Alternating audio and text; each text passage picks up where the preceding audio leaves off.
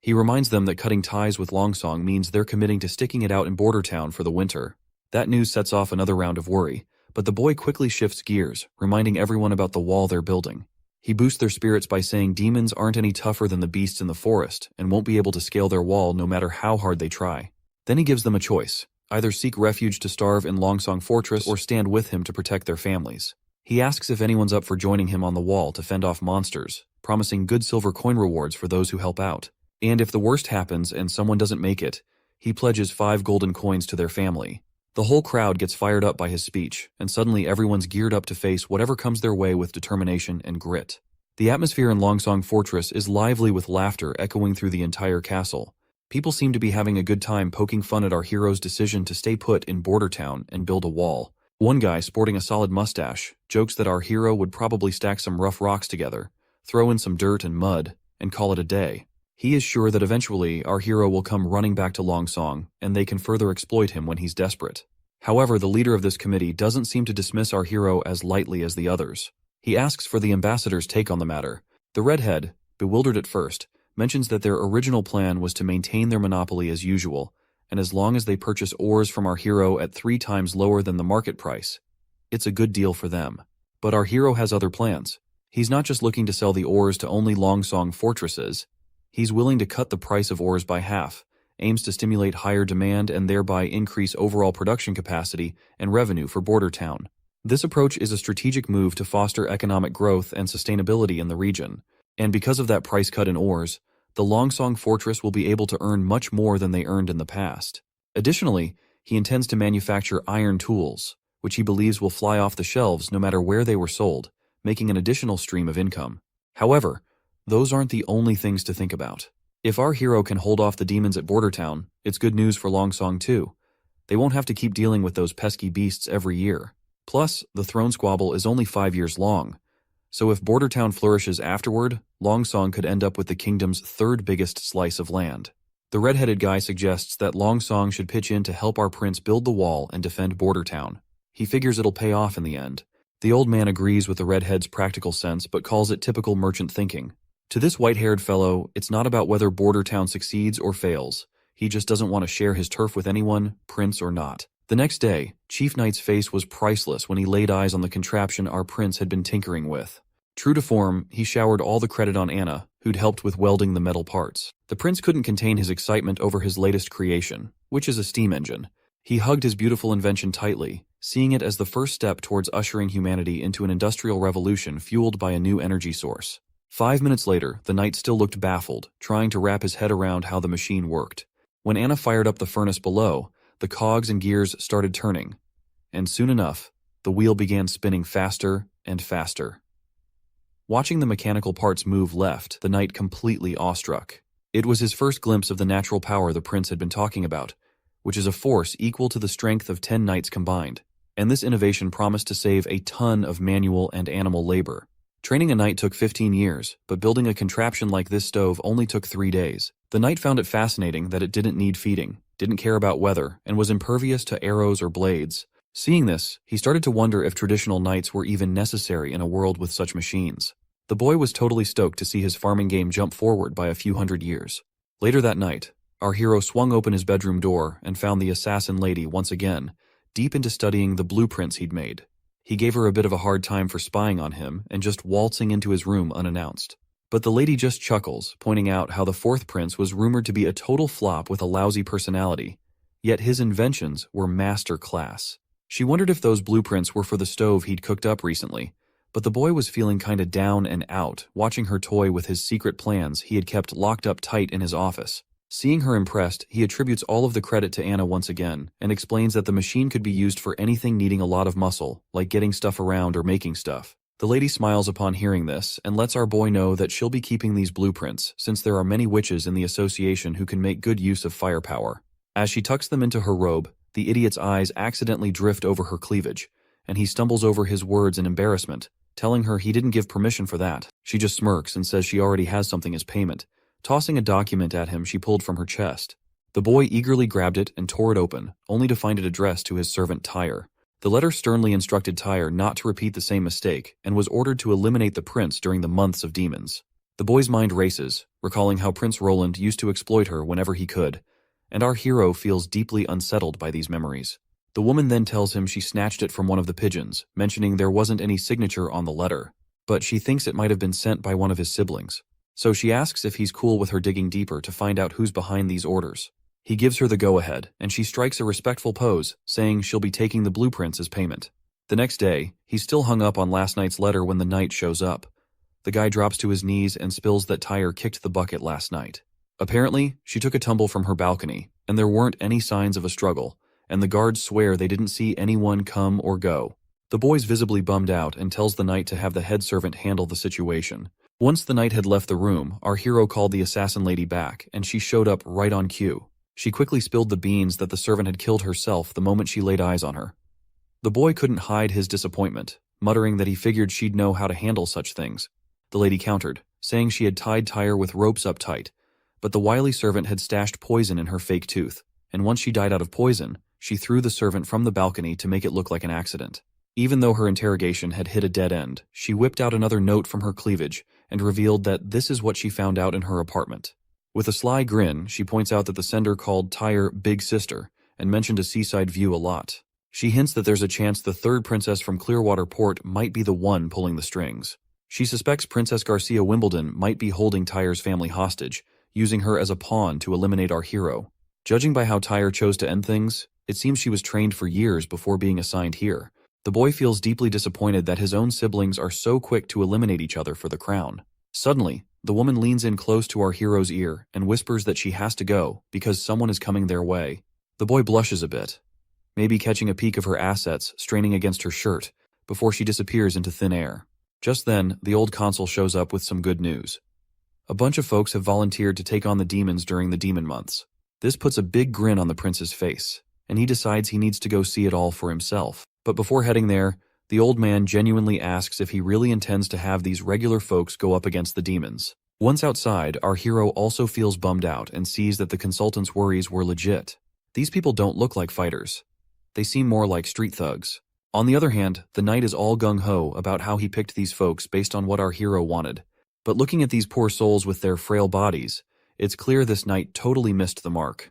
The prince just facepalms himself, and it seems like our hero expected a lot from people who barely scrape by. Even the consultant suggests considering other recruits instead of these commoners.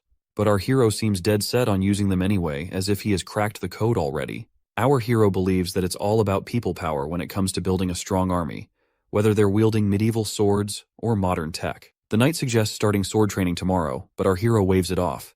Instead, he tells the knight to group them up, then hits the jogging trail.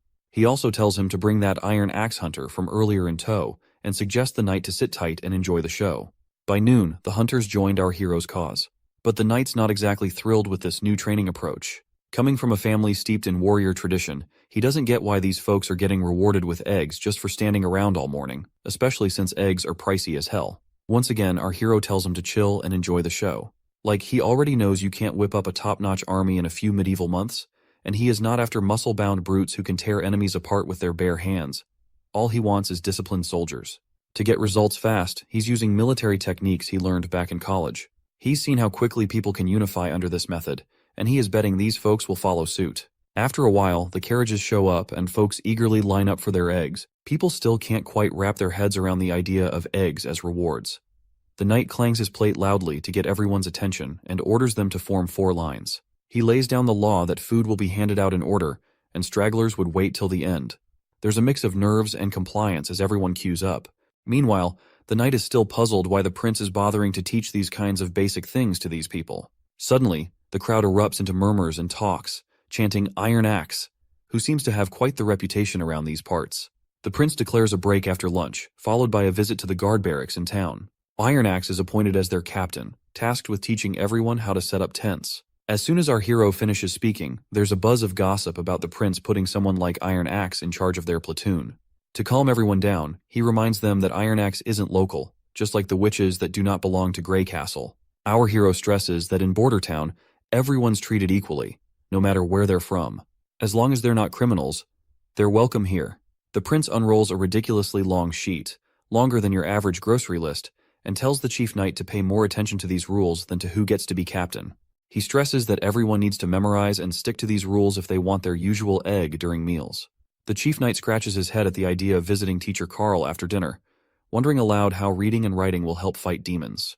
But the prince brushes off his concerns and says a well-educated army is always more effective. According to him, history has proven this point many times. Next up, we're at City Hall in Bordertown. There we see our hero stagger out of his room, still half asleep. Suddenly, Nightingale pops up out of nowhere and teases him about his newfound habit of sleeping a lot lately. It seems she has also helped herself by eating some of our hero's breakfast. Of course, the boy does not seem to be really happy to see her eating his breakfast and coming inside without his permission. He then starts wondering aloud if she was never taught to be more subtle around royalty.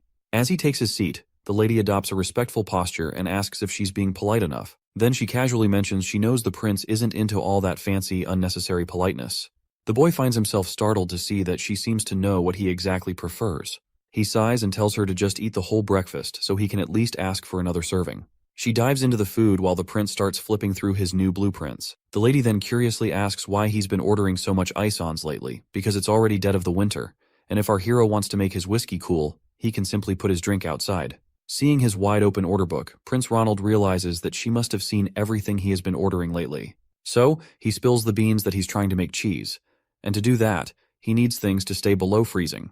While the girl praises our hero for his clever ideas, inside our hero's mind, we discover he just fed her a lie about making cheese, because he is making something even more confidential which he does not want to disclose to her, because he doesn't fully trust her like he does with Anna and Nana. He wants to gather more intel about her before revealing his true secrets. He is apparently focused on developing guns, which are easier to make than steam engines. He fears that if anyone discovers his methods, it could seriously derail his ambitious plans. Also, the ice-ons he ordered is basically known as saltpeter, a substance wealthy folks use to cool drinks in summer. And this name, ice-ons, is just a fancy name given by the nobles. But what's crucial is that saltpeter is a key ingredient in making gunpowder, adding another layer of secrecy to his activities. The boy then changes the conversation by asking if witches train assassins as well, aside from searching for the Holy Mountain. The lady mentions that they're a group of oddballs who came together because of their dream of finding the Holy Mountain, and she only joined the Witch Cooperation Association about 2 years ago. Hearing this, the boy asks if she worked for someone else before joining the association, and wonders if there are people who accept witches. Putting down her plate, the lady laughs at the idea, calling it ridiculous. Sadly, she reveals that if her previous owner had known she had become a witch, he wouldn't have let her through the front door. Furthermore, she admits that if she hadn't been useful to him later on, he would have disposed of her quietly and quickly. The boy becomes more curious and demands further explanation about her past, but the lady decides to stay silent, promising a detailed account when the time is right. She also reassures him not to sweat it, mentioning she's been free for the last 5 years and has no plans to be anyone's pawn. The boy stays quiet, looking kinda down, and 5 days breeze by since that chat. Out in the courtyard, we see our hero has finally finished his first gun after tackling loads of production hiccups, and he is thrilled to keep this beauty all to himself. One big reason he's been working on steam engines was to churn out guns in bulk. So, he had to nail a prototype first before ramping up production. But at this rate, he worries he'll only crank out 4 of these bad boys by the month of demons. Meanwhile, the knight's scratching his head over how these supposed muskets will help in fighting demons. The boy just tells him to round up the village's top hunters and form a killer squad to wield these weapons. But the prince finds himself completely creeped out when the knight suggests using patrol guards instead of hunters. Well, looking back at those soldiers, it seems our hero's reluctance to entrust these guns to these puny frail patrol guards is indeed justifiable. In the dark tunnels beneath Roland Castle, a few soldiers are marching through the tunnels. Suddenly, one of them leaps into the air and attacks another soldier. The scar-faced soldier tells this thin mustache to surrender or face the same fate as his friend Greymut. As the thin mustache soldier recalls his fallen friend, he becomes even more riled up, vowing never to let these hooligans set foot in the castle.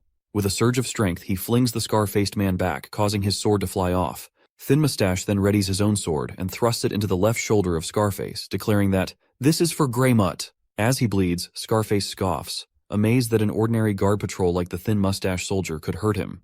The Thin Mustache gets annoyed upon hearing this, and makes it abundantly clear that while Scarface was wasting time gambling and sleeping in pubs, he and his friends were training every day to protect their hometown. He swears he won't let Longsong and his partners disrupt their village's peace. As the Thin Mustache leaps to finish off his opponent, another cocky guy joins the fray and stabs him right in the chest. The poor guy writhes in pain from the dagger wound and collapses to the ground. Meanwhile, the other intruders stand over him confidently. Surprisingly, the thin mustache manages to pull the dagger out of his chest, despite the agony, and in a swift move, he throws it toward a nearby torch. The dagger shatters the torch, extinguishing the flame and plunging the area into darkness. Up in the castle's food storage, the thin mustache hides himself in one of the bins. He's certain these infiltrators are here to attack the food supplies. If they succeed in spoiling all the food, the border town will have no choice but to evacuate to Longsong Fortress. The soldier starts feeling disappointed in himself for not being able to protect a vital food bank while their prince is busting his butt for this town's progress. All of a sudden, his face goes terrified as the door behind him swings open, revealing those rowdy soldiers once again. One of the intruders grabs the soldier by the collar and throws him to the ground, telling him to quit running and surrender to Duke Ryan's demands. In case you forgot who Duke Ryan is, he's that white-haired guy who doesn't want our hero anywhere near his territory. The soldier stands his ground despite the threat, boldly stating that his prince will definitely foil Duke Ryan's plans. The intruders just scoff at the idea, laughing off the prince's abilities. Then, the leader tells his lackeys to take out the soldier and mess up the food while they're at it. Without hesitation, a lackey smacks the thin mustache guy hard on the head. Before losing his consciousness, the poor soldier wonders if this is how he will meet his end. But it seems fate has other plans, as Nightingale suddenly arrives on the scene. She questions the intruders if they're enjoying themselves in someone else's territory, but warns them their party is about to get shut down real quick. The intruders demand to know who she thinks she is. Nightingale coolly replies she's just a local from the border town. She questions why these clowns are here and suggests they look like sewer rats creeping out of the drains. Looks like those intruders do not realize how deep in shit they are, and their leader tells his crew to just take down this mysterious lady. But she just smiles, and in a flash, she swings her hand, and suddenly bodies are hitting the floor. Our soldier watches with bleary eyes as this mystery person swiftly takes out the intruders. Before he can even figure out who she is, he drifts off into unconsciousness. The next day rolls around, and we find the intruders' bodies scattered in the food storage. The knight inspecting the scene is scratching his head. He's trying to piece together who could have taken out these guys. He knows the thin mustache guy couldn't have done it with his injuries. The most likely scenario is some outsider jumped in without needing any backup. Their moves were so slick, the enemies didn't stand a chance. And there's no mess left behind. No blood or barrels knocked over. Not even a scratch in the place. Suddenly, he's thinking there must be someone with serious sword skills around.